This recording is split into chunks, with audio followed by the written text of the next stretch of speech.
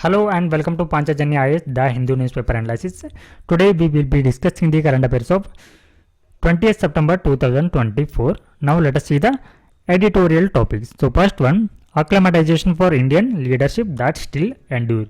So ಈ ಒಂದು topic ನಮಗೆ ಭಾರತ ಮತ್ತು ಮಲೇಷ್ಯಾದ ನಡುವಿನ ಸಂಬಂಧಗಳ ಕುರಿತಾಗಿರುವಂಥದ್ದು. ಸೊ ಇಲ್ಲಿ ಮಲೇಷಿಯನ್ ಪ್ರಧಾನಮಂತ್ರಿ ಅವರು ಏನು ಮಾಡಿದ್ದಾರೆ ಅಂತಂದರೆ ಭಾರತದ ಒಂದು ನಾಯಕತ್ವವನ್ನು ಪ್ರಶಂಸಿಸಿದ್ದಾರೆ ಅಥವಾ ಹೊಗಳಿದ್ದಾರೆ.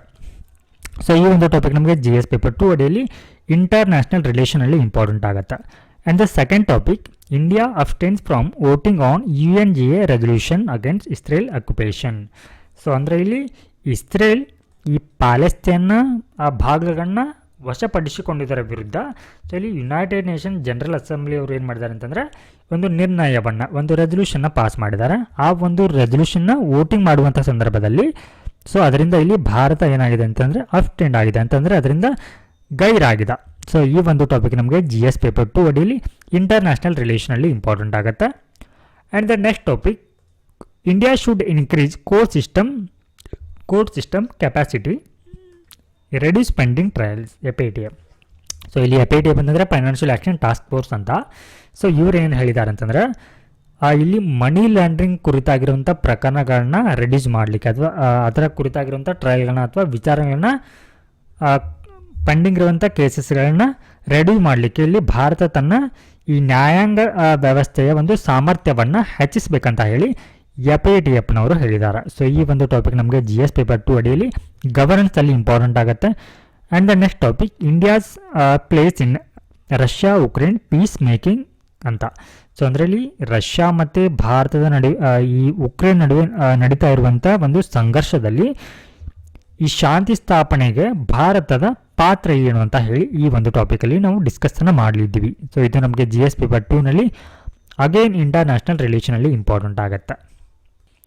ಎಸ್, ಹಾಗೆ ಆ ಪ್ರಿಲಿಮ್ಸ್ಗೆ ಇಂಪಾರ್ಟೆಂಟ್ ಆಗಿರುವಂಥ ಎರಡು ಟಾಪಿಕ್ಸ್ಗಳನ್ನು ಕೂಡ ನಾವು ಡಿಸ್ಕಸ್ಸನ್ನು ಮಾಡಲಿದ್ದೀವಿ. ಸೊ ಅದರಲ್ಲಿ ಫಸ್ಟ್ ಒನ್ PMG-1 ಯೋಜನೆ ಅಂತ ಹೇಳಿ, ಹಾಗೆ ಸೆಕೆಂಡ್ ಒನ್ ಹರಪ್ಪನ ನಾಗರಿಕತೆ ಕುರಿತಾಗಿರುವಂಥ ಟಾಪಿಕ್. ಸೊ ಮೊದಲನೇದಾಗಿ ನಾವು ಈ ಎಡಿಟೋರಿಯಲ್ ಸೆಕ್ಷನಲ್ಲಿ ಕವರ್ ಆಗಿರುವಂಥ ಟಾಪಿಕ್ಸನ್ನು ನೋಡೋಣ. ಸೊ ಈ ಒಂದು ಟಾಪಿಕ್ ನಮಗೆ ಮೇಲೆ ಹೇಳಿದ ಹಾಗೆ ನಮಗೆ ಭಾರತ ಮತ್ತು ಈ ಮಲೇಷ್ಯಾದ ನಡುವಿನ ಸಂಬಂಧಗಳ ಕುರಿತಾಗಿರುವಂಥ ಟಾಪಿಕ್ ಇದು. ಎಸ್, ಸೊ ಇಲ್ಲಿ ಗ್ಲೋಬಲ್ ಸೌತ್ ವಿಷನ್. ಸೊ ಇಲ್ಲಿ ಈ ಮಲೇಷ್ಯಾದ ಪ್ರೈಮ್ ಮಿನಿಸ್ಟರ್ ಅವರು ಏನು ಹೇಳ್ತಾರೆ ಅಂತಂದರೆ ಭಾರತವನ್ನು ಸೊ ಇಲ್ಲಿ ಹೊಗಳ್ತಾ ಏನು ಹೇಳ್ತಾರೆ ಅಂತಂದರೆ ಇಲ್ಲಿ ಈ emphasise the unity of the global south despite it's diversity and differences. So ಇಲ್ಲಿ ಗ್ಲೋಬಲ್ ಸೌತ್ ಅಂತಂದರೆ global south and global north. So ಇಲ್ಲಿ ಗ್ಲೋಬಲ್ ನಾರ್ತ್ ಅಥವಾ ಗ್ಲೋಬಲ್ ಸೌತ್ ಅನ್ನುವಂಥದ್ದು ಏನು ರಿಪ್ರೆಸೆಂಟ್ ಮಾಡುತ್ತೆ ಅಂತಂದರೆ ಇಲ್ಲಿ ಅಂದರೆ ಜಾಗತಿಕ ಒಂದು ದಕ್ಷಿಣ ರಾಷ್ಟ್ರಗಳು ಅಂತ ಕನ್ನಡದಲ್ಲಿ. ಸೊ ಇವುಗಳು ತುಂಬ ಆರ್ಥಿಕವಾಗಿ ಮತ್ತು ಈ ಕೈಗಾರಿಕಾ ಅಭಿವೃದ್ಧಿಯಿಂದ ತುಂಬಾ ಅಂತಂದರೆ ಹಿಂದುಳಿದಿರುವಂಥ ರಾಷ್ಟ್ರಗಳಂತ. ಓಕೆ, ಹಾಗೆ ಇವು ಅಭಿವೃದ್ಧಿಶೀಲ ರಾಷ್ಟ್ರಗಳಾಗಿದೆ, ಹಾಗೆ ತುಂಬ ಹಿಂದುಳಿದಿರುವಂಥ ರಾಷ್ಟ್ರಗಳಾಗಿದೆ. ಸೊ ಇವುಗಳ ಒಂದು ಏನಂತಂದರೆ ಇವುಗಳು ತುಂಬ ಡಿಫ್ರೆನ್ಸ್ ಅಥವಾ ವೈವಿಧ್ಯತೆಯನ್ನು ಹೊಂದಿದ್ರೂ ಕೂಡ ಇದು ವಿವಿಧತೆಯಲ್ಲಿ ಏಕತೆಯನ್ನು ರೀಪ್ರೆಸೆಂಟ್ ಮಾಡುತ್ತೆ ಅಂತ ಹೇಳಿ ಸೊ ಈ ಒಂದು ಪ್ರೈಮ್ ಮಿನಿಸ್ಟರ್ ಅವರು ಹೇಳಿದ್ದಾರೆ. ಹಾಗೆ ಸೊ ಇದರೊಟ್ಟಿಗೆ ಇಲ್ಲಿ ಗ್ಲೋಬಲ್ ನಾರ್ತ್ ಅಂತಂದರೆ ಇವು ತುಂಬ ಡೆವಲಪ್ ಆಗಿರುವಂಥ ಸ್ಟೇಜ್ಗಳಾಗಿ ಕಂಡುಬರುತ್ತೆ, ಅಂದರೆ ಅಭಿವೃದ್ಧಿ ಹೊಂದಿರುವಂಥ ರಾಷ್ಟ್ರಗಳು.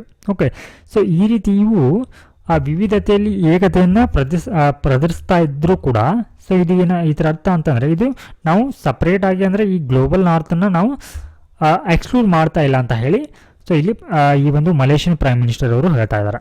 ಹಾಗೆ ಈ ಗ್ಲೋಬಲ್ ಸೌತ್ನಲ್ಲಿ ಈ ಭಾರತದ ಪಾತ್ರ ಏನಂತ ನೋಡೋದಾದರೆ ಏನು ಹೇಳಿದ್ದಾರೆ ಅಂತಂದರೆ ಇಲ್ಲಿ ಅನ್ವರ್ ಅವರು ಸೊ ಭಾರತದ ನಾಯಕತ್ವವನ್ನು ಹೊಗಳ್ತಾ ಸೊ ಇಲ್ಲಿ ಗ್ಲೋಬಲ್ ಸೌತ್ನ ರಿಪ್ರೆಸೆಂಟ್ ಮಾಡುವಂಥ ಸಂದರ್ಭದಲ್ಲಿ ಭಾರತ ಏನು ಮಾಡಿದೆ ಅಂತಂದರೆ ವಾಯ್ಸ್ ಆಫ್ ಗ್ಲೋಬಲ್ ಸೌತನ್ನು ಕೂಡ ಹಮ್ಮಿಕೊಂಡಿತ್ತು. ಹಾಗೆ ಸೊ ಇಲ್ಲಿ ಅಂದರೆ ಭಾರತ ಏನು ನವದೆಹಲಿಯಲ್ಲಿ ಈ G20ಯ ಒಂದು ನಾಯಕತ್ವವನ್ನು ವಹಿಸ್ಕೊಂಡ ಸಂದರ್ಭದಲ್ಲಿ ಗ್ಲೋಬಲ್ ಸೌತ್ ಅಜೆಂಡಾಗಳನ್ನ ಏನು ಮಾಡುತ್ತೆ ಅಂತಂದರೆ ಇಲ್ಲಿ ರಿಪ್ರೆಸೆಂಟನ್ನು ಮಾಡುತ್ತೆ. ಹಾಗೆ ಇದೇ ಒಂದು ಸಂದರ್ಭದಲ್ಲಿ ತಮ್ಮ ಒಂದು ಭಾಷಣದಲ್ಲಿ ಅಂದರೆ ಮಲೇಷಿಯನ್ ಪ್ರೈಮ್ ಮಿನಿಸ್ಟರ್ ಅವರು ತಮ್ಮ ಭಾಷಣದಲ್ಲಿ ಏನು ಮಾಡ್ತಾರೆ ಅಂತಂದರೆ ಈ ಜವಾಹರ್ಲಾಲ್ ನೆಹರು ಅವರಿಗೆ ಏನು ಮಾಡ್ತಾರೆ ಅಂತಂದರೆ ಗೌರವವನ್ನು ಸೂಚಿಸ್ತಾರೆ. ಸೊ ಅಂದರೆ ಈ ಹಿಂದೆ ಜವಾಹರ್ಲಾಲ್ ನೆಹರು ಅವರು ತಮ್ಮ ಆಡಳಿತಾವಧಿಯಲ್ಲಿ ಕೈಗೊಂಡಂಥ ಹಲವಾರು ಒಂದು ನಿರ್ಧಾರಗಳಿಗೆ ಏನು ಮಾಡ್ತಾರೆ ಅಂತಂದರೆ ಇವರು ಶ್ಲಾಘಿಸ್ತಾರೆ. ಹಾಗೆ ಇದರೊಟ್ಟಿಗೆ ಭಾರತದ ಹಲವಾರು ಒಂದು ವ್ಯಕ್ತಿಗಳಿಗೆ ಅಂದರೆ ಪರ್ಸನಾಲಿಟೀಸ್ಗಳಿಗೆ ಏನು ಮಾಡ್ತಾರೆ ಅಂತಂದರೆ ಇವರು ಅವರನ್ನು ಕೂಡ ಈ ಒಂದು ಸಂದರ್ಭದಲ್ಲಿ ಸ್ಮರಿಸ್ತಾರೆ. ಅದರಲ್ಲಿ ಪ್ರಮುಖವಾಗಿ ಸ್ವಾಮಿ ವಿವೇಕಾನಂದರು, ಮಹಾತ್ಮ ಗಾಂಧಿ, ರವೀಂದ್ರನಾಥ್ ಟ್ಯಾಗೋರ್ ಮತ್ತು ನೆಹರು ಅವರಿಗೆ ಸೊ ಯಾವ ರೀತಿ ಜಾಗತಿಕವಾಗಿ ಇವರು ಪ್ರಭಾವವನ್ನು ಹೊಂದಿದ್ದಾರೆ ಅಂತ ಕೂಡ ಈ ಒಂದು ಸಂದರ್ಭದಲ್ಲಿ ಸ್ಮರಿಸ್ತಾರೆ. ಹಾಗೆ ಇಲ್ಲಿ ಗಾಂಧೀಜಿಯವರ ಒಂದು ಕೋಟನ್ನು ಕೂಡ ಇಲ್ಲಿ ಉಲ್ಲೇಖಿಸ್ತಾರೆ. ಏನಂತಂದರೆ ಗಾಂಧೀಜಿಯವರ ಒಂದು ತತ್ವ ಏನಾಗಿದೆ ಅಂದರೆ hating the sin not the Sinner. ಅಂದರೆ ಇಲ್ಲಿ ಸಿನ್ ಅಂತಂದರೆ ಪಾಪ, ನಾವು ಇಲ್ಲಿ ಪಾಪವನ್ನು ದ್ವೇಷಿಸಬೇಕೇ ಹೊರತು ಪಾಪಿಯನ್ನಲ್ಲ ಅಂತ ಹೇಳಿ ಗಾಂಧೀಜಿಯವರು ಹೇಳ್ತಾರೆ. ಆ ಒಂದು ಕೋಟನ್ನು ಕೂಡ ಇಲ್ಲಿ ಅವರು ಉಲ್ಲೇಖವನ್ನು ಮಾಡ್ತಾರೆ.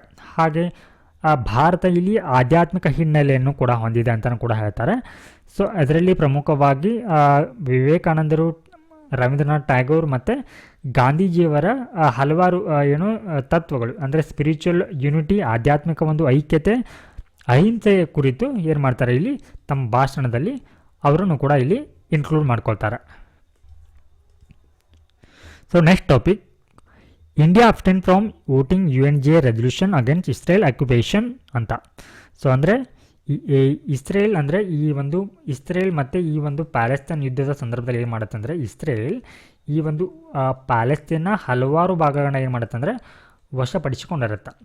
ಸೊ ಈ ವಶಪಡಿಸಿಕೊಂಡಿರುವುದನ್ನು ಏನು ಮಾಡುತ್ತೆ ಅಂತಂದರೆ ಇಲ್ಲಿ so will discuss litre.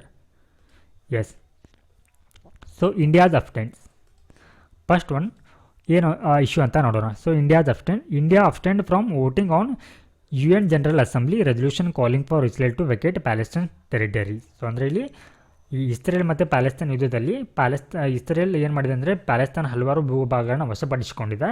So ಈ ವಶಪಡಿಸಿಕೊಂಡಿರುವ ಸ್ಥಳಗಳನ್ನ ಇಲ್ಲಿ ವಾಪಸ್ ನೀಡಬೇಕಂತ ಹೇಳಿ ಏನು ಮಾಡುತ್ತೆ ಅಂದರೆ so international court of justice ಅವರು ಒಂದು ಅಭಿಪ್ರಾಯವನ್ನು ವ್ಯಕ್ತಪಡಿಸಿರ್ತಾರೆ. ಸೊ ಆ ಒಂದು ಅಭಿಪ್ರಾಯದ ಮೇರೆಗೆ ಸೊ ಇಲ್ಲಿ ಯುನೈಟೆಡ್ ನೇಷನ್ ಜನರಲ್ ಅಸೆಂಬ್ಲಿ ಅವರು ಒಂದು ರೆಸಲ್ಯೂಷನ್ನ ಪಾಸ್ ಮಾಡ್ತಾರೆ, ಅಂದರೆ ಒಂದು ನಿರ್ಣಯವನ್ನು ಪಾಸ್ ಮಾಡ್ತಾರೆ. ಸೊ ಇದಕ್ಕೆ ವೋಟಿಂಗನ್ನು ಮಾಡಬೇಕಾಗತ್ತೆ. ಈ ವೋಟಿಂಗನ್ನು ಮಾಡುವಂಥ ಸಂದರ್ಭದಲ್ಲಿ ಭಾರತ ಈ ವೋಟಿಂಗ್ನಿಂದ ಏನು ಮಾಡಿದೆ ಅಂತಂದರೆ ಗೈರಾಗಿದೆ. ಸೊ ಇದನ್ನು ಬೆಂಬಲಿಸಿ ಏನು ಮಾಡಿದೆ ಅಂದರೆ ಈ ವಿಶ್ವಸಂಸ್ಥೆಯ ಒಟ್ಟಾರೆ 181 ದೇಶಗಳಲ್ಲಿ 124 ಸದಸ್ಯ ರಾಷ್ಟ್ರಗಳು ಮಾತ್ರ ಏನು ಮಾಡಿದೆ ಅಂತಂದರೆ ಈ ಯುನೈಟೆಡ್ ನೇಷನ್ ಜನರಲ್ ಅಸೆಂಬ್ಲಿಯವರು ಪಾಸ್ ಮಾಡಿರುವಂಥ ನಿರ್ಣಯಕ್ಕೆ ಅದಕ್ಕೆ ಸಹಮತವನ್ನು ಅಥವಾ ಅದಕ್ಕೆ ಒಪ್ಪಿಗೆನ ಅಥವಾ ಅದರ ಪರವಾಗಿ ಇಲ್ಲಿ ಏನು ಮಾಡಿದ್ದಾರೆ ಅಂತಂದರೆ ಮತವನ್ನು ಹಾಕಿದ್ದಾರೆ.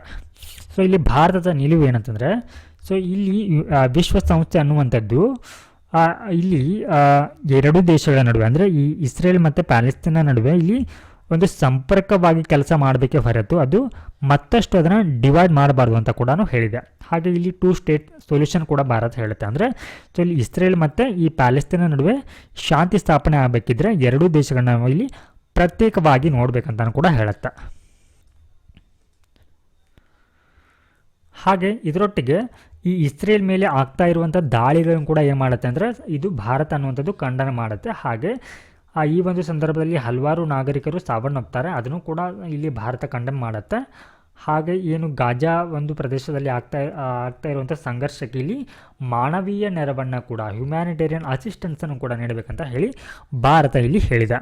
ಹಾಗೆ ಇಲ್ಲಿ ಭಾರತ ಯಾಕೆ ಈ ಇಸ್ರೇಲ್ ವಿರುದ್ಧದ ನಿರ್ಣಯದಲ್ಲಿ ಗೈರಾಗಿದೆ ಅಂತ ನೋಡೋದಾದರೆ ಸೊ ಇಲ್ಲಿ ಭಾರತ ಏನು ಮಾಡುತ್ತೆ ಅಂದರೆ ಇಲ್ಲಿ ಇಸ್ರೇಲ್ಗೆ ಬೇಕಾಗುವಂಥ ಹಲವಾರು ಏನಂತಂದರೆ ಇಲ್ಲಿ ಡಿಫೆನ್ಸ್ ಕಾಂಪೋನೆಂಟ್ಸನ್ನು ಭಾರತಕ್ಕೆ ಇಲ್ಲಿ ತಯಾರು ಮಾಡುತ್ತೆ ಅಂತ. ಬಟ್ ಇಲ್ಲಿ ಆಫಿಷಿಯಲ್ಸ್ ಅಂದರೆ ಅಧಿಕಾರಿಗಳು ಏನು ಹೇಳ್ತಾ ಇದ್ದಾರೆ ಅಂತಂದರೆ ಭಾರತದಿಂದ ಈ ಇಸ್ರೇಲ್ಗೆ ಆಗ್ತಾ ಇರುವಂಥ ರಫ್ತುಗಳು ತುಂಬಾ ಕಡಿಮೆ ಇದೆ ಅಂತ.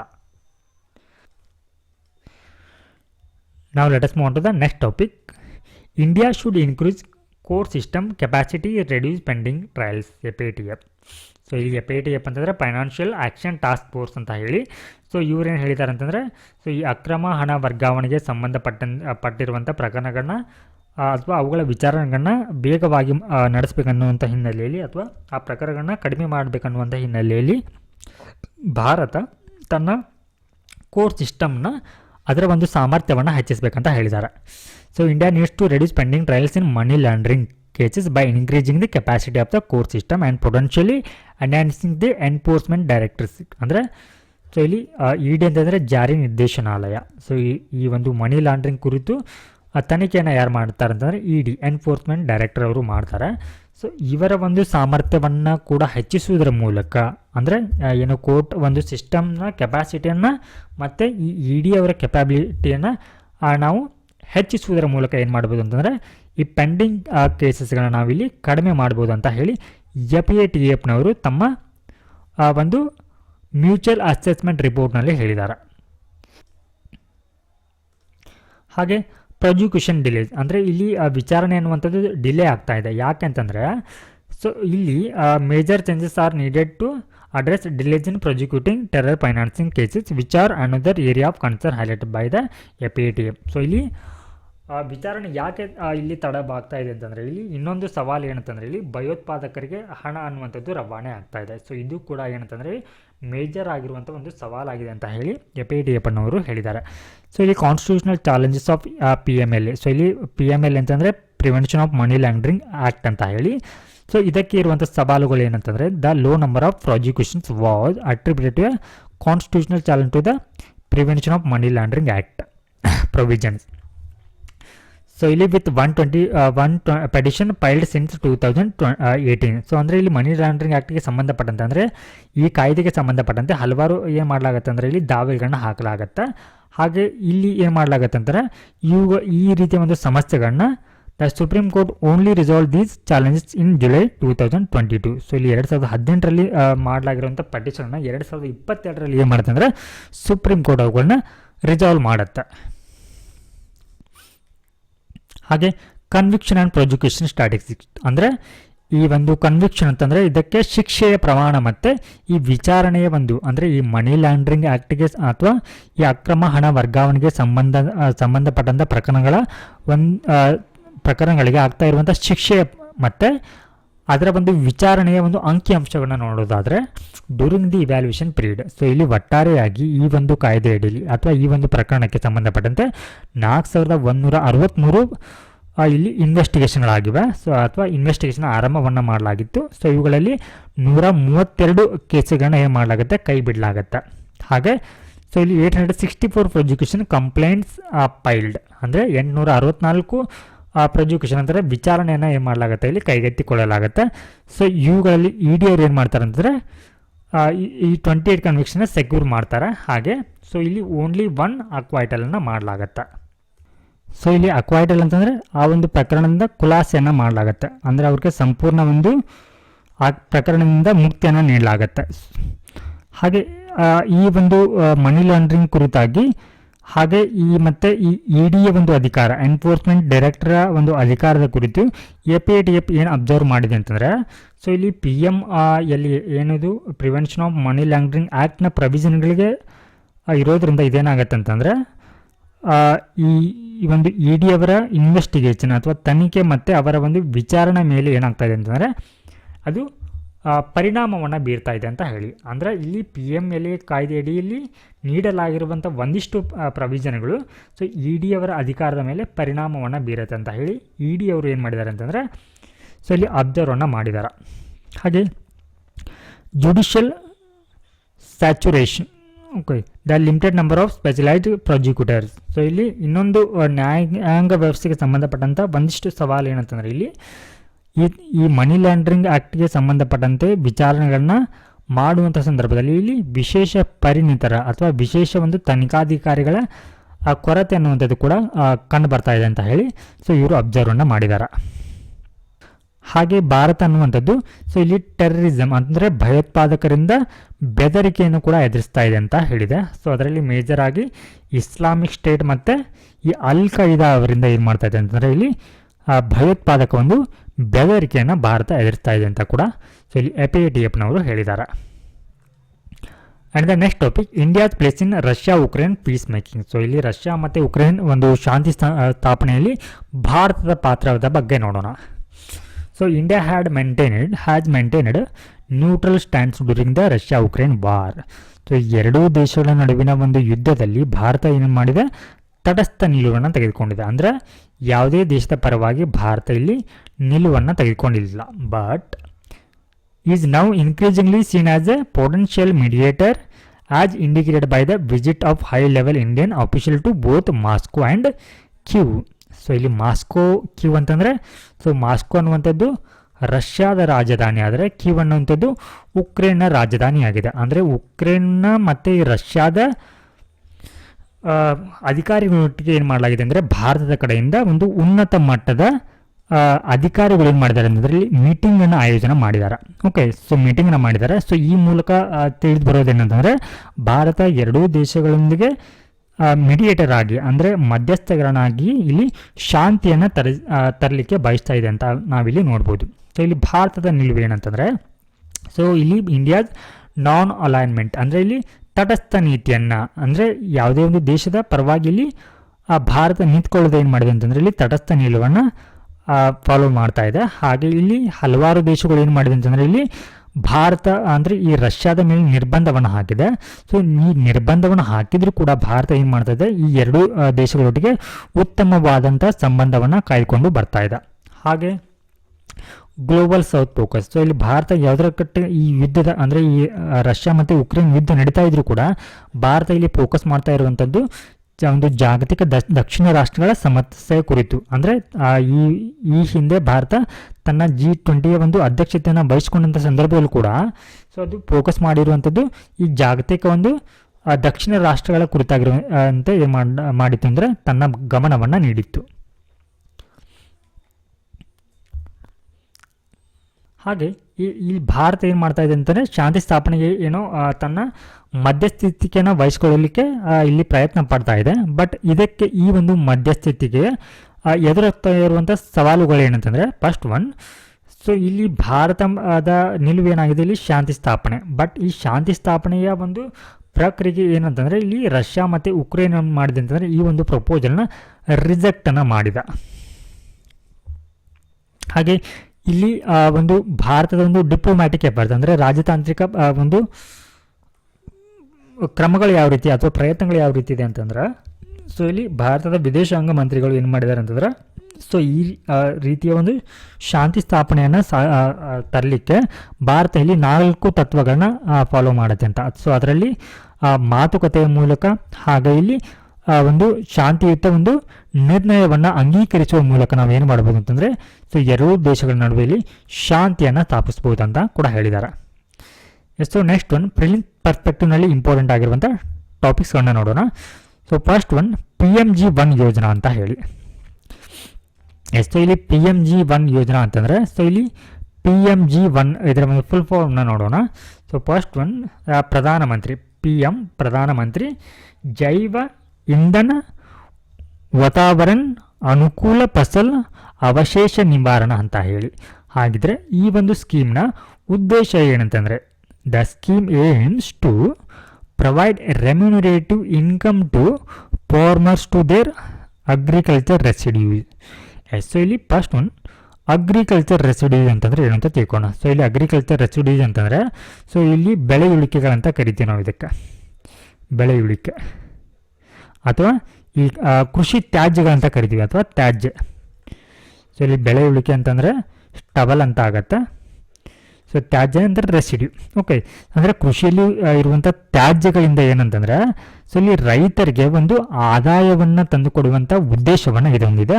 ಅದರೊಟ್ಟಿಗೆ ಅಡ್ರೆಸ್ ಎನ್ವಿರಾನ್ಮೆಂಟಲ್ ಪೊಲ್ಯೂಷನ್ ಅಂದರೆ ಸೊ ಪರಿಸರದ ಮಾಲಿನ್ಯವನ್ನು ಪರಿಹರಿಸುವಂಥ ಉದ್ದೇಶವನ್ನು ಕೂಡ ಸೊ ಈ ಒಂದು ಸ್ಕೀಮ್ ಹೊಂದಿದೆ. ಅಂದರೆ ಇಲ್ಲಿ ಸಾಮಾನ್ಯವಾಗಿ ಕೃಷಿಯಲ್ಲಿ ತ್ಯಾಜ್ಯಗಳನ್ನ ಏನು ಮಾಡಲಾಗುತ್ತೆ ಅಂದರೆ ಬರ್ನ್ ಮಾಡಲಾಗುತ್ತೆ, ಅಂದರೆ ಅವುಗಳನ್ನ ಸುಡಲಾಗತ್ತೆ. ಸುಡೋದ್ರಿಂದ ಏನಾಗುತ್ತೆ, ಇಲ್ಲಿ ವಾಯು ಮಾಲಿನ್ಯ ಆಗುತ್ತೆ. ಸೊ ಅದರ ಬದಲಿಗೆ ಸೊ ಈ ತ್ಯಾಜ್ಯಗಳನ್ನ ಸುಡೋ ಬದಲು ಏನು ಮಾಡ್ಬೋದು ಅಂತಂದರೆ ಇವುಗಳನ್ನ ಈ ಬಯೋಪಿಎಲ್ ಜೈವಿಕ ಒಂದು ಇಂಧನ ತಯಾರಿಕೆಗಾಗಿ ನಾವು ಇವುಗಳನ್ನ ಬಳಸ್ಕೊಳ್ಬೋದು ಅಂತ ಹೇಳಿ ಸೊ ಈ ಒಂದು ಯೋಜನೆಯಲ್ಲಿ ಒಂದು ಗುರಿಯನ್ನು ಹಾಕಿಕೊಳ್ಳಲಾಗಿದೆ. And the preference will be given to new technology and innovation in project proposal. So ಅಂದರೆ ಈ ಒಂದು ಕೃಷಿ ತ್ಯಾಜ್ಯಗಳನ್ನ ಇಲ್ಲಿ ಬಯೋಪಿಎಲ್ ಆಗಿ ಮಾಡುವಂಥ ಇಲ್ಲಿ ತಂತ್ರಜ್ಞಾನಗಳ ಅಥವಾ ನಾವೀನ್ಯತೆಗೆ ಏನು ಮಾಡಲಾಗುತ್ತೆ, ಇಲ್ಲಿ ಪ್ರಿಫರೆನ್ಸನ್ನು ಅಥವಾ ಆದ್ಯತೆಯನ್ನು ನೀಡಲಾಗುತ್ತೆ. ಹಾಗೆ ಸೊ ಈ ರೀತಿ ಏನಂತಂದರೆ ಕಸದಿಂದ ಅಥವಾ ತ್ಯಾಜ್ಯದಿಂದ ಇಲ್ಲಿ ಬಯೋಪಿಎಲನ್ನು ತಯಾರಿಸುವ ಮೂಲಕ ಏನಾಗುತ್ತೆ ಅಂತಂದರೆ, ಸೊ ಇಲ್ಲಿ ಉದ್ಯೋಗ ಅನ್ನುವಂಥದ್ದು ಸೃಷ್ಟಿಯಾಗತ್ತೆ. ಹಾಗೆ ಸೊ ಇದರಿಂದ ಏನಾಗುತ್ತೆ ಅಂದರೆ ಇಂಧನ ಭದ್ರತೆ, ಅಂದರೆ ಭಾರತ ಏನು ಮಾಡ್ಬೋದು ಅಂತಂದರೆ ಹೆಚ್ಚಾಗಿ ಇಲ್ಲಿ ಇಂಧನಗಳನ್ನ ಇಂಪೋರ್ಟನ್ನು ಮಾಡ್ಕೊಳ್ಳುತ್ತೆ. ಓಕೆ, ಸೊ ಇದರಲ್ಲಿ ಏನು ಮಾಡ್ಬೋದು ಅಂತಂದರೆ ಭಾರತ ಇಂಧನ ಭದ್ರತೆಯನ್ನು ಮತ್ತು ಸ್ವಾವಲಂಬನೆಯನ್ನು, ಅಂದರೆ ಇಂಧನ ಒಂದು ತಯಾರಿಕೆಯಲ್ಲಿ ಅದು ಏನು ಮಾಡ್ಬೋದು ಅಂತಂದರೆ ಆ ಇಂಧನವನ್ನು ತಯಾರಿಸಲಿಕ್ಕೆ ಈ ಒಂದು ಸ್ಕೀಮಲ್ಲಿ ಹೆಲ್ಪ್ ಆಗುತ್ತೆ. Next topic, Harappan civilisation enigma remains even after 100 years of exploration. ಅಂದರೆ ಹರಪ್ಪ ನಾಗರಿಕತೆಯನ್ನು 100 ವರ್ಷಗಳ ಹಿಂದೆ ನಾವು ಎಕ್ಸ್ಪ್ಲೋರ್ ಮಾಡಿದರೂ ಕೂಡ, ಅದನ್ನು ಸಂಶೋಧನೆ ಮಾಡಿದರೂ ಕೂಡ, ಅಥವಾ ಅದನ್ನು ಉತ್ಖನನ ಮಾಡಿದರೂ ಕೂಡ ಏನಾಗ್ತದೆ ಅಂತಾರೆ, ಈ ಸಿಂಧೂ ನಾಗರಿಕತೆ ಅನ್ನುವಂಥದ್ದು ಇನ್ನೂ ಕೂಡ ನಿಗೂಢವಾಗಿದೆ ಅಂತ. ನಿಗೂಢ, ಎನಿಗ್ಮಾ ಅಂತಂದರೆ ನಿಗೂಢ ಅಂದರೆ. ಸೊ ಇದರ ಕುರಿತು ನಾವು ಹಲವಾರು ಸಂಶೋಧನೆಗಳನ್ನ ಅಥವಾ ಅದರಲ್ಲಿ ಉತ್ಖನನಗಳನ್ನ, ಹಲವಾರು ಒಂದು ಪ್ರದೇಶಗಳನ್ನ ನಾವು ಎಕ್ಸ್ಪ್ಲೋರ್ ಮಾಡಿದರೂ ಕೂಡ ಆ ಒಂದು ನಾಗರಿಕತೆಯ ಒಂದು ಜನಜೀವನ ಯಾವ ರೀತಿ ಇತ್ತು ಅಂತ ಎಲ್ಲ ಕೂಡ ನಾವು, ಸಾಂಸ್ಕೃತಿಕ ಜೀವನ ಯಾವ ರೀತಿ ಇತ್ತು ಅಂತ ಹೇಳಿ ಸ್ಟಡಿ ಅಥವಾ ಅದರ ವಿರುದ್ಧ ಅದರ ಒಂದು ಕುರಿತು ನಾವು ವಿವರವಾಗಿ ಸ್ಟಡಿಯನ್ನು ಮಾಡಿದರೂ ಕೂಡ ಅದರಲ್ಲಿರುವ ಹಲವಾರು ಅಂಶಗಳು ಕೂಡ ಇನ್ನೂ ಕೂಡ ಇಲ್ಲಿ ನಿಗೂಢವಾಗಿದೆ ಅಂತ ಹೇಳ್ತಾ ಇದ್ದಾರೆ. ಎಸ್, ಕಾಂಟೆಕ್ಸ್ಟನ್ನು ನೋಡೋಣ. The Harappan civilisation discovered 100 years ago remains an enigma despite extensive exploration. It was sophisticated Bronze Age society. So ಇದೇನಾಗಿತ್ತಂದರೆ ಅತ್ಯಾಧುನಿಕ ಒಂದು ತಾಮ್ರ ಯುಗದ ಒಂದು ಸಮಾಜವಾಗಿತ್ತು ಅಂತ. ಹಾಗೆ ಅಂದರೆ ಇಲ್ಲಿ ಏನು ಮಾಡ್ತಾಯಿದ್ರು, ಹಲವಾರು ಬ್ರಾಂಜ್ನ ಯೂಸ್ ಮಾಡಿಕೊಂಡು ಹಲವಾರು ಏನು ಮಾಡಲಾಗತ್ತೆ, ಇಲ್ಲಿ ಆಕೃತಿಗಳನ್ನ ಇಲ್ಲಿ ತಯಾರನ್ನು ಮಾಡಲಾಗಿರುತ್ತೆ. ಹಾಗೆ ಸೊ ಇದು ಯಾವುದಕ್ಕೆ ಹೆಸರುವಾಸಿಯಾಗಿತ್ತು ಅಂದರೆ ಈ ಒಂದು ಹರಪ್ಪನ ನಾಗರಿಕತೆ ಅನ್ನುವಂಥದ್ದು ಟೌನ್ ಪ್ಲ್ಯಾನಿಂಗ್, ನಗರ ಯೋಜನೆ, ಹಾಗೆ ವಾಟರ್ ಮ್ಯಾನೇಜ್ಮೆಂಟ್ ಅಂದರೆ ನೀರು ನಿರ್ವಹಣೆ ಕುರಿತು. ಸೊ ಇಲ್ಲಿ ಗುಜರಾತ್ನ ಧೋಲ್ವಿರಾ ಅನ್ನುವಂಥ ಪ್ರದೇಶದಲ್ಲಿ ಏನು ಮಾಡಲಾಗತ್ತೆ ಅಂತಂದರೆ, ಸೊ ಇಲ್ಲಿ ರೇನ್ ವಾಟರ್ ಹಾರ್ವೆಸ್ಟಿಂಗ್ ಅಂದರೆ ಮಳೆ ನೀರಿನ ಒಂದು ಕೊಯ್ಲು ಇರುವಂಥ ಒಂದು ಕುರುಹು ಕೂಡ ಈ ಒಂದು ಪ್ರದೇಶದಲ್ಲಿ ಪತ್ತೆಯಾಗಿರುವಂಥ ಅಂಶಗಳನ್ನು ಕೂಡ ನೋಡ್ತೀವಿ ನಾವು ಇಲ್ಲಿ. ಹಾಗೆ ಕ್ರಾಫ್ಟ್ಮನ್ಶಿಪ್, ಹಲವಾರು ಒಂದು ಕೈಗಾರಿಕೆಗಳ ಕುರಿತು ಕೂಡ ಇಲ್ಲಿ ಇರುವಂಥ ಅಂಶಗಳನ್ನು ಕೂಡ ನಾವಿಲ್ಲಿ ನೋಡ್ತೀವಿ. ಹಾಗೆ ಈ ಹಿಂದೆ ಕೇವಲ ಈಜಿಪ್ಟ್ ಮತ್ತು ಮೆಸೊಪೊಟೇಮಿಯಾ ಒಂದು ನಾಗರಿಕತೆಗಳನ್ನ ಮಾತ್ರ ನಾವಿಲ್ಲಿ ಏನು ಮಾಡ್ತಾ ಇದ್ದೀವಿ ಅಂದರೆ ಅತಿ ಒಂದು ಪುರಾತನ ನಾಗರಿಕತೆಗಳಾಗಿ ಕನ್ಸಿಡರ್ನ ಮಾಡ್ತಿದ್ದೀವಿ. ಬಟ್ ಯಾವಾಗ ಈ ಸಿಂಧು ನಾಗರಿಕತೆಯನ್ನು ಉತ್ಖನನ ಅಥವಾ ಇದು ಬೆಳಕಿಗೆ ಬರುತ್ತೆ ಅಲ್ವಾ, ಅಂದರೆ 100 ವರ್ಷಗಳ ಹಿಂದೆ, ಆವಾಗ ಅದು ಇದು ಒಂದು ಸೌತ್ ಏಷ್ಯನ್ ಹಿಸ್ಟ್ರಿಯನ್ನು ಏನು ಮಾಡಲಾಗತ್ತೆ ಅಂದರೆ ಮರು ನಿರ್ಮಾಣವನ್ನು ಮಾಡುತ್ತೆ. ಅಂದರೆ ಸೊ ಅದರೊಟ್ಟಿಗೆ ಭಾರತದ ಒಂದು ಇತಿಹಾಸವನ್ನು ಕೂಡ ಇದು ಸೃಷ್ಟಿಸುತ್ತೆ. ಹಾಗೆ ಇದು 3000 ವರ್ಷಗಳ ಹಿಂದೆ ಇದು ಅಸ್ತಿತ್ವದಲ್ಲಿ ಇತ್ತು ಅಂತ ಹೇಳಿ ತಿಳಿದು ಬರುತ್ತೆ. ಹಾಗೆ ಇಲ್ಲಿ ಕಲ್ಚರಲ್ ಎನಿಗ್ಮಾ ಅಂದರೆ ಈ ಸಾಂಸ್ಕೃತಿಕ ಒಂದು ನಿಗೂಢತೆಯನ್ನು ನೋಡೋದಾದರೆ, the Harappan civilisation mysterious including script and societal structure. So ಅಂದರೆ ಆ ಒಂದು ಕಾಲದಲ್ಲಿ ಬಳಸ್ತಾ ಇದ್ದಂಥ ಸ್ಕ್ರಿಪ್ಟ್ ಅಂದರೆ ಲಿಪಿಗಳ ಕುರಿತು ಮತ್ತು ಸಾಮಾಜಿಕ ಸಂರಚನೆ ಕುರಿತು ಕೂಡ ಇನ್ನೂ ಕೂಡ ಹಲವಾರು ಅಂಶಗಳು ಕೂಡ ಇಲ್ಲಿ ನಿಗೂಢವಾಗಿ ಉಳ್ಕೊಂಡಿದೆ ಅಂತ ಹೇಳಿ ಇಲ್ಲಿ ಪಂಡಿತರು ಕೂಡ ಹೇಳ್ತಾರೆ. ಹಾಗೆ ಇನ್ನು ಅವರು ಯಾವ ರೀತಿಯಲ್ಲಿ ಒಂದು ತಂತ್ರಜ್ಞಾನದಿಂದ ಇಲ್ಲಿ ಅಡ್ವಾನ್ಸ್ಮೆಂಟ್ ಆಗಿದ್ರು ಅಂತಂದರೆ, ಫಸ್ಟ್ ಒನ್ ಇವರು ನಗರ ಯೋಜನೆಗಳನ್ನ ಅಂದರೆ ಏನು ಇವಾಗ ಒಂದು ಆಧುನಿಕ ಯುಗದಲ್ಲಿ ಎಂಜಿನಿಯರ್ಸ್ಗಳು ಯಾವ ರೀತಿಯಲ್ಲಿ ಬಿಲ್ಡಿಂಗನ್ನು ಮಾಡ್ತಾರಲ್ವಾ ಅಥವಾ ನಗರ ಪ್ಲಾನಿಂಗನ್ನು ಮಾಡ್ತಾರಲ್ವ, ಬಿಲ್ಡಿಂಗನ್ನು ಕನ್ಸ್ಟ್ರಕ್ಟ್ ಮಾಡುವಂಥ ಸಂದರ್ಭದಲ್ಲಿ, ಹಾಗೆ ಈ ಒಂದು ವ್ಯವಸ್ಥೆಯನ್ನು ಅವರು ಆ ಒಂದು ಯುಗದಲ್ಲೇ ಆರಂಭ ಮಾಡಿರೋದನ್ನು ಕೂಡ ನಾವು ಇಲ್ಲಿ ನೋಡ್ತೀವಿ. ಹಾಗೆ ಇಲ್ಲಿ ಚರಂಡಿ ವ್ಯವಸ್ಥೆಯು ಕೂಡ ಬರುತ್ತೆ. ಎಸ್, ಸೊ ಇಲ್ಲಿ ಈ the history of India begins with the birth of Indus valley civilisation. So ಇಲ್ಲಿ ಭಾರತದ ಇತಿಹಾಸ ಅನ್ನುವಂಥದ್ದು ಎಲ್ಲಿಂದ ಉಗಮವಾಗತ್ತೆ ಅಂದರೆ ಈ ಸಿಂಧು ನಾಗರಿಕತೆಯ ಒಂದು ಹುಟ್ಟುವಿನೊಂದಿಗೆ, ಅಂದರೆ ಇದರ ಒಂದು ಉಗಮದೊಂದಿಗೆ ಭಾರತದ ಇತಿಹಾಸ ಅನ್ನುವಂಥದ್ದು ರೂಪುಗೊಳ್ಳುತ್ತೆ. ಸೊ ಇದಕ್ಕೆ ನಾವು ಹರಪ್ಪನ ಸಿವಿಲೈಸೇಷನ್ ಅಥವಾ ಸಿಂಧು ನಾಗರಿಕತೆ ಅಂತಲೂ ಕೂಡ ಕರಿತೀವಿ. ಸೊ ಇದು 2500 BC ಹಿಂದೆಗಳೇ ಅಸ್ತಿತ್ವದಲ್ಲಿತ್ತು. ಹಾಗೆ in the western part of south Asia. So ಇದು ಎಲ್ಲೆಲ್ಲಿ ಕಂಡುಬರುತ್ತೆ ಅಂತಂದರೆ ಇದರ ಒಂದು ಕುರುಹುಗಳು ಸೌತ್ ಏಷ್ಯಾ, ಹಾಗೆ ಈ ಸಮಕಾಲೀನ ಪಾಕಿಸ್ತಾನ ಮತ್ತು ಈ ಒಂದು ವೆಸ್ಟರ್ನ್ ಇಂಡಿಯಾದಲ್ಲಿ ಇದರ ಒಂದು ಕುರುಹುಗಳು ಕಂಡುಬರುತ್ತೆ. ಹಾಗೆ Indus valley was home to the largest of 4 ancient urban civilisation. ಅಂದರೆ ಸೊ ಈಜಿಪ್ಟ್, ಮೆಸೊಪೊಟೇಮಿಯಾ, ಇಂಡಿಯಾ ಮತ್ತು ಚೀನಾದ ನಾಗರಿಕತೆಗಳಲ್ಲಿ ಅತಿ ದೊಡ್ಡ ಒಂದು ಪುರಾತನ ಒಂದು ನಗರ ನಾಗರಿಕತೆಯಾಗಿ ಸೊ ಈ ಸಿಂಧು ಕಣಿವೆ ನಾಗರಿಕತೆ ಅನ್ನುವಂಥದ್ದು ಕಂಡುಬರುತ್ತೆ. ಹಾಗೆ In 1920, the Archaeological Department of India carried out excavation in the Indus Valley, wherein the ruins of two old cities, so Mohenjo-daro and Harappan, were unearthed. ಅಂದರೆ ಸೊ ಇಲ್ಲಿ 1920 ಏನು ಮಾಡಲಾಗುತ್ತೆ ಅಂದರೆ ಎಕ್ಸಾವೇಷನ್ ಅಂದರೆ ಉತ್ಖನನವನ್ನು ಮಾಡಲಾಗುತ್ತೆ. ಆ ಒಂದು ಸಂದರ್ಭದಲ್ಲಿ ಈ ಮೊಹೆಂಜೋದಾರೋ ಮತ್ತು ಹರಪ್ಪನ ನಾಗರಿಕತೆ ಕುರುಗಳಿರುವುದು ಅನ್ನುವಂಥದ್ದು ಕಂಡುಬರುತ್ತೆ. ನಾವು let us see the previous year question. With reference to India consider the following statement. So ಇಲ್ಲಿ ಭಾರತಕ್ಕೆ ಸಂಬಂಧಪಟ್ಟಂತೆ ಕೆಳಗಿನ ಹೇಳಿಕೆಗಳನ್ನು ಗಮನಿಸಿ ಅಂತ ಕೇಳಿದ್ದಾರೆ. ಸೊ ಇವುಗಳಲ್ಲಿ which of the following statement given above is are correct. So ಯಾವ ಹೇಳಿಕೆಗಳು ಸರಿಯಾಗಿದೆ ಅಂತ. So first one, there is only one citizenship and domicile. So ಈ ಒಂದು ಟಾಪಿಕ್ ನಮಗೆ ಈ ಒಂದು ಕ್ವಶನ್ ಪೌರತ್ವದ ಅಥವಾ ಸಿಟಿಜನ್ಶಿಪ್ ಬಗ್ಗೆ ಇರುವಂಥ ಟಾಪಿಕ್ ಇದು. ಸೊ ಇಲ್ಲಿ ಕೇವಲ ಒಂದು ಸಿಟಿಜನ್ಶಿಪ್ ಇರುತ್ತೆ, ಹಾಗೆ ಒಂದು ಡೊಮಿಸೈಲ್ ಮಾತ್ರ ಇರುತ್ತೆ ಅಂತ ಈ ಒಂದು ಸ್ಟೇಟ್ಮೆಂಟ್ ಹೇಳ್ತಾ ಇದೆ. And the next topic, a citizen by birth only can become head of state. ಅಂದರೆ ಸೊ ಇಲ್ಲಿ ಹೆಡ್ ಆಫ್ ಸ್ಟೇಟ್ ಯಾರಾಗ್ಬೋದು ಅಂತಂದರೆ ಬೈ ಬರ್ತ್, ಅಂದರೆ ಹುಟ್ಟಿನಿಂದ ಯಾರು ಇಲ್ಲಿ ನಾಗರಿಕರಾಗಿರ್ತಾರಲ್ವ ಅವರು ಮಾತ್ರ ಇಲ್ಲಿ ಹೆಡ್ ಆಫ್ ಸ್ಟೇಟ್ ಆಗಿರ್ಬೇಕಂತ. ಹಾಗಿದ್ರೆ ಇಲ್ಲಿ ಹೆಡ್ ಆಫ್ ಸ್ಟೇಟ್ ಅಂದರೆ ಯಾರಿಗೆ ನಾವು ಕರಿತೀವಿ ಅಂತ ಹೇಳಿ ಅದನ್ನು ಕೂಡ ಕಮೆಂಟ್ನಲ್ಲಿ ತಿಳಿಸಿ. And the next statement, a foreigner once granted citizenship cannot be deprived of it under any circumstances. ಅಂದರೆ ಸೊ ಇನ್ ಕೇಸ್ ವಿದೇಶಿಗರಿಗೆ ನಾವು ಈ ಪೌರತ್ವವನ್ನು ನೀಡಿದರೆ, ಒಂದು ವಾರ ನೀಡಿದರೆ, ಸೊ ಅದನ್ನು ನಾವು ಯಾವುದೇ ಒಂದು ಸನ್ನಿವೇಶದಲ್ಲಿ ಯಾವುದೇ ಒಂದು ಕಾರಣಕ್ಕಾಗಿ ಅದನ್ನು ವಾಪಸ್ಸನ್ನು ಆ ಒಂದು ಪೌರತ್ವವನ್ನು ರದ್ದು ಮಾಡಲಿಕ್ಕೆ ಬರೋದಿಲ್ಲ ಅಂತ ಈ ಒಂದು ಸ್ಟೇಟ್ಮೆಂಟ್ ಹೇಳ್ತಾ ಇದೆ. ಹಾಗಿದ್ರೆ ಸೊ ಇವುಗಳಲ್ಲಿ ಯಾವುದು ಸರಿ ಉತ್ತರ ಆಗುತ್ತೆ ಅಂತ ಕಮೆಂಟ್ನಲ್ಲಿ ತಿಳಿಸಿ. ಇದರ ಒಂದು ಉತ್ತರವನ್ನು ನಾವು ನಾಳೆ ಕ್ಲಾಸ್ನಲ್ಲಿ ಚರ್ಚೆಯನ್ನು ಮಾಡೋಣ. ನಮಸ್ಕಾರ.